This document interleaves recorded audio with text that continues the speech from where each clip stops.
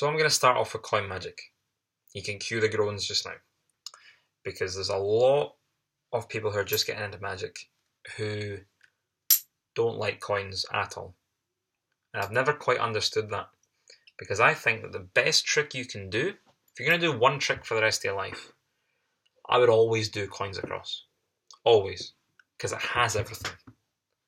Because, you know, the coins are here and then they're here. There's a transposition of that. You can also do it into a spectator's hand, so you've got that close-up aspect of things as well. But people don't do it. Why is that? Usually because it's difficult. Now, there are a lot, and I know I talked about it in my last video how I don't like them, but there are an awful lot of card tricks which people can learn and call themselves a magician because they can do them, which involve very little, if any, sleight of hand at all. And what happens is that, I know I keep doing this, but there's piles here. Okay, and then the card's placed, their selection is placed on a pile, and then you sandwich that pile between the other two. And then I'm going to count out 17 cards. It's based on mathematical principles. And there are, to be fair, there are some really good self-working card tricks. But the ones people learn, usually when they get started in magic, aren't very good ones. But it provides a stepping stone for them to learn.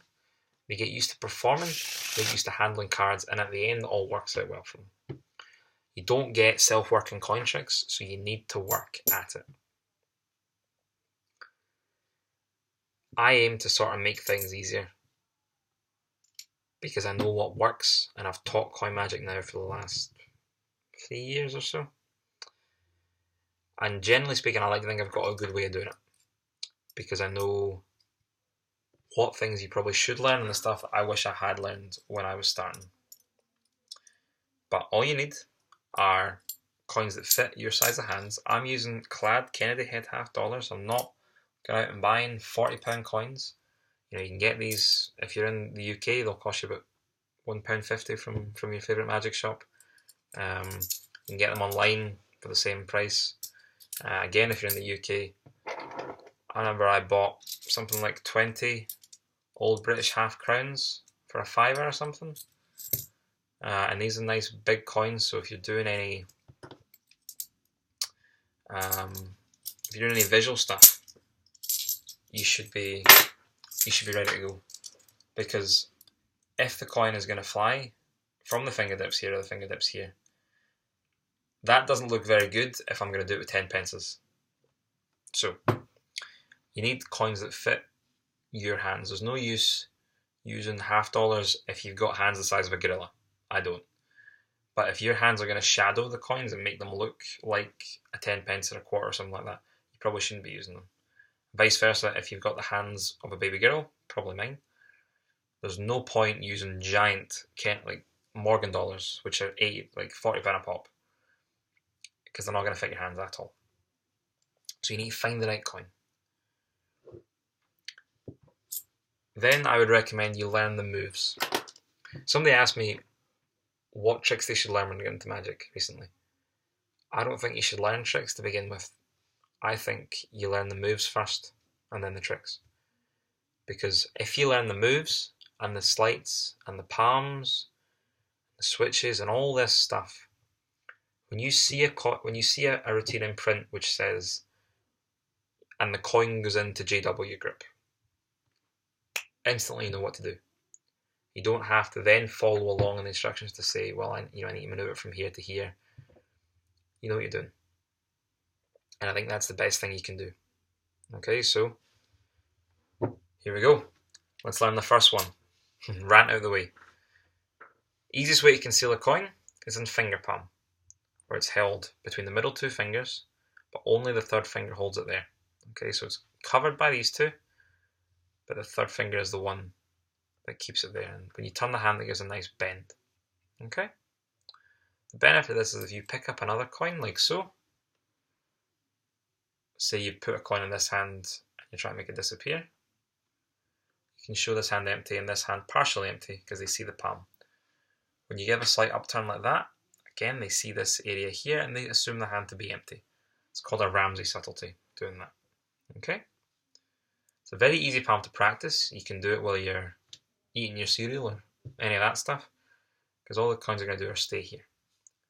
You know, you don't have to train your muscles to do it. The coin just goes there.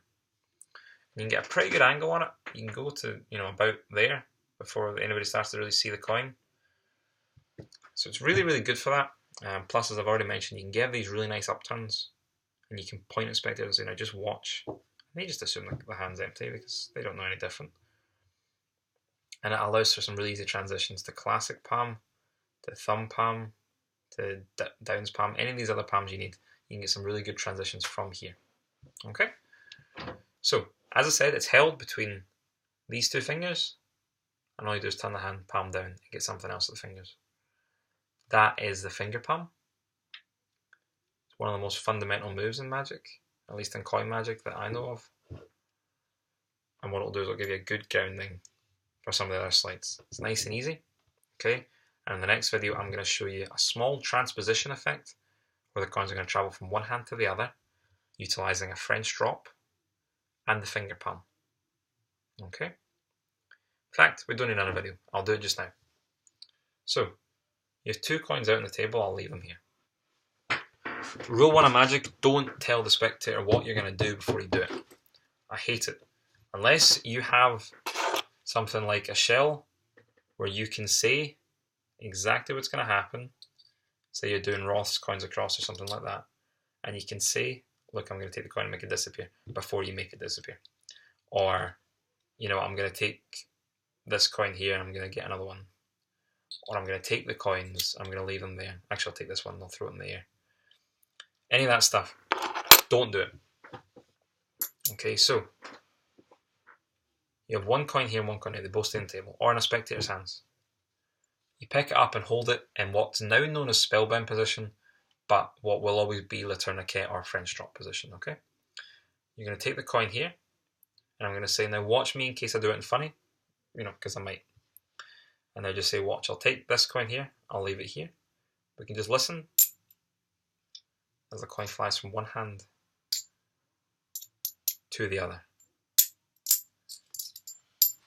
I'll do it again as one travels back like that. That's the one you don't really hear, but watch. It comes back over there.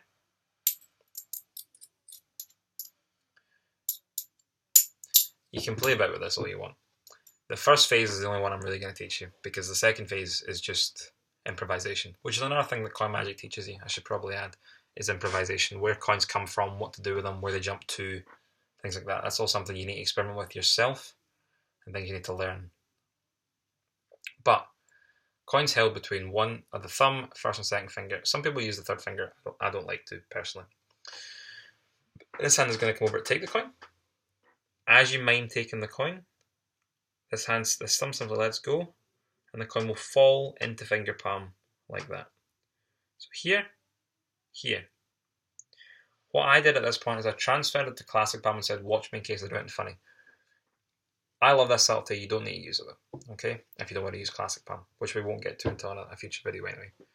But you say here, then you pick up the other coin and you say, now, watch. Give a slight upturn of the wrist.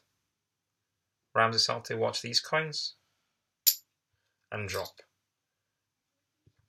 So again, pretend to take the coin, don't take it, but give an upturn Ramsey subtlety so it looks like this hand's empty. Pick up a second coin. Show the hand is empty-ish. It's not empty. Close the fist. And then you make the coins transpose. Easy way to do it is simply to drop and do that.